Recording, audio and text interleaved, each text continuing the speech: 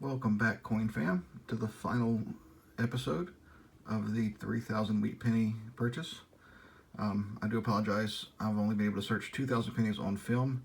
I actually searched 1,000 of them before I decided to start filming. So those kind of didn't make it into the video, but they were all 40s and 50s. So I did feel a couple of album fills, but there wasn't anything overly crazy on those anyway. This is the last bag here. I've been saving this one for last because right here is a very, very beautiful, I would say mint state or near mint state, 1954 Denver. And, obviously you don't find a whole lot of wheat pennies in that condition. So I wanted to hold on to that one because I could see that one from the outside of the bag. And that's why I wanted to save this until last. I'm going to go ahead and sort them by decade and then get a good start and see where it goes. I will loop you back in as soon as I get everything sorted, and we'll start with the teens. Okay, guys, I'm looping you back in. That 1954 Denver that I showed you through the bag, let's make a correction on that one. It's actually a 1954 S, and in amazing shape.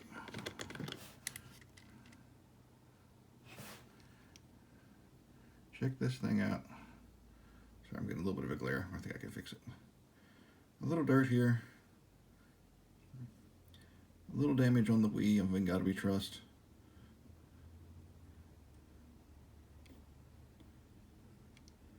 But overall, very, very little scratching in the fields.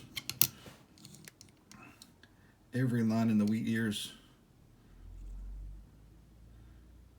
is in good shape. No wearing at all, just about. Little damage on the O, so it has had some circulation.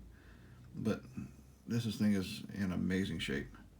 It's a little damage on the A in States. A little dirt on the A of America. But overall, a pretty impressive specimen, I must say. Alright, I'm going to start sorting and then get back to you. Okay, I'm looping you back in. I've only barely got a good start on this one. And I had another one shining up at me that I didn't see from the side of the bag. Isn't that one shiny as well? It's not quite in the same condition as that 1954S that we're looking at, but still in a very good shape. Let me put it on the scope here. Check out these ears. Great detail on the ears. The ear detail is actually better than that 1954. A whole lot more pronounced, like it's a better strike. But the date on this one is a little older, 1940. I'm definitely going to be putting this one to the side. I'm pretty sure this is going to upgrade in my album. So I'm going to hold on to this one, and I'm going to set it to the side so it doesn't get any more damage being thrown around with the other coins. All right, back to sorting, and I'll look you back in if I find anything else interesting. Okay, guys, not much long after that 1940, I'm bringing you back in because I found one that's always a good, exciting find. If I can get the camera to show us. This is the most beat-up, trashy penny I've had so far in this whole collection that I can still make the date out on. Let me put it under the scope so make the date easy for you. And who doesn't get excited about a 1909 wheat penny? Now, I'm going to go ahead and flip this thing over and see what we have. I haven't looked yet. Are we going to have some initials at the bottom? Right there at the very bottom under the wheat pennies. Here it comes. Come on, come on. Let's see, let's see.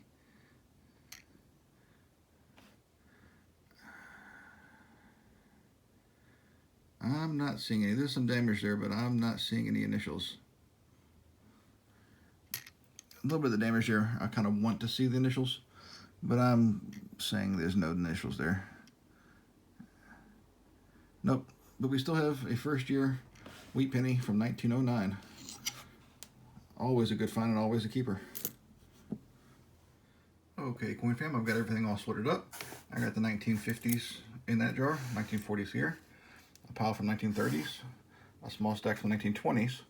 And I went ahead and sorted all the teens out to see what we got. Let's go ahead and start on this end. I have 3 1919s from Philadelphia, 5 from San Francisco. I have 2 1918s from Philadelphia and a 1917 Philadelphia. This one right here is going to be the only one that goes into the collection. It is a 1915 Denver. Really beat up, but I do have a hole in my collection here for 1915, where is it, Denver. Only 22 million minted. It is a little bit better date. I did check my grandfather's album. He does have one that's in really trashy shape. But I have this rule. I never take a coin out of his collection. I only ever add to it. So I don't want to lose any of the coins that he put in there. But I'm going to put this one in my book. And if I find a better one, I don't mind upgrading him. Other than that, the only other one we found was that 1909. Me and my grandfather both do have one, and both theirs, and they're in a lot nicer shape. So we're not going to be upgrading that one. All right, I'm going to go ahead and tube these up, and then I'll sort the 20s and bring it back in. Okay, coin fam. I've got the 1920 sorted. I have 3 from 1920 Philadelphia, 1 from 1923 Philadelphia, 1 from 24 Philadelphia, a 26 Philly, 2 27 Phillies, a 28 Philly, a 29 Philly, and 2 29 Denvers. Sad to say, none of these fill the hole in my book, and none of them will actually upgrade. But I still like to keep them. I'm going to tube them up, sort the 30s, and then loop you back in. Okay, we are back with the 30s sorted. I had 2 from 1930 from Philadelphia. I had 1 Philadelphia 1934. Had a stack from the 36, a larger stack from 37, a small stack from 38, and a small stack from 39, all Phillies.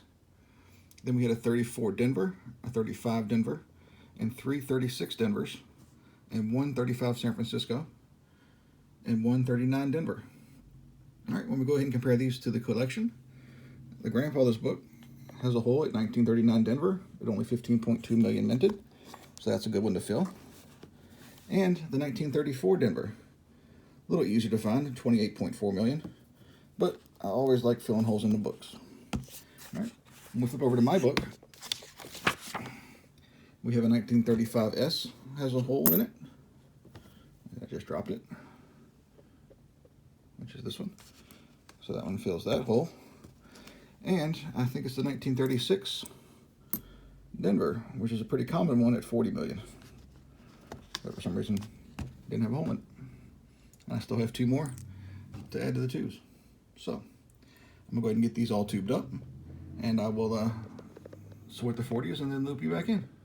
Okay, welcome back. Got all the 1940s sorted. Pretty much had everything accounted for except for all the steel pennies, 1943s.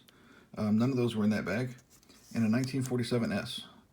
But everything else was accounted for. I'm probably most excited about the 1948 S's. I had 2 more in that lot. I remember the last bag, or bag before last, only had 1, which filled a hole in my collection. So these 2 are the first 2 that I have extra to go in the tubes. Again, everything else is in pretty good shape. I got lots of Philadelphias, especially the 44, 45, 46, and also quite a few 41s. Those are all very common. So, of course, to say there's a bunch of those. All right, I'm going to go ahead and get all these tubed up, and then I'm going to sort the 50s and loop you back in. All right, guys, I got all the 1950s sorted out. Pretty much got everything here except for the 1954 Philly and the 1954 San Francisco. Actually, no, we do have a 1954 San Francisco. It was one of the stunners that was in the bag to begin with. So the only one we're really missing out of this bag was the 1954 Philly. Other than that, finds of the box, finds of the bag, had 2 from 1954 San Francisco. And like I said in one of the previous videos, these are probably the hardest ones to find in the second book. And then we had 3 stunners, a 1956 Denver, that 1954 San Francisco, and a little bit older one, a 1940, in really great shape. That one, I've checked them against my album, and my 1940 is definitely an upgrader. So we're going to go ahead and swap that one out. There we go. Right. That should be it. End it for this video series. Thanks for watching. If you have any suggestions or comments, please leave them below. Thumb up is always great. Thanks for watching.